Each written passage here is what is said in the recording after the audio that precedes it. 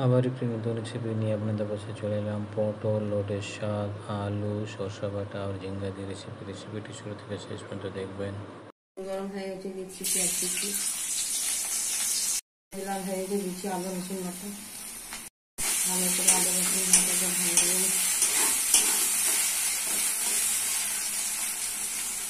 রসুন লাল হয়ে গেছে, দিচ্ছি মশলা, হলুদ গুঁড়ো 1 চামচ, লঙ্কা গুঁড়ো 1 চামচ, জিরা গুঁড়ো 1 চামচ, ধনে গুঁড়ো 1 চামচ, লবণ 1 চামচ।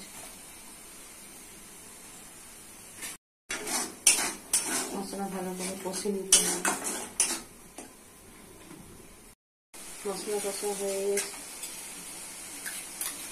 দিচ্ছি সরষা বাটা দিয়ে মশলাগুলো ভালো করে কষে নিতে হবে।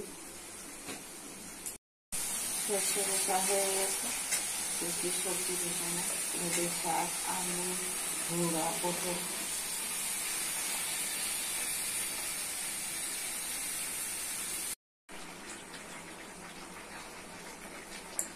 সবজি সব কষা হয়ে গেছে, দিচ্ছি জল।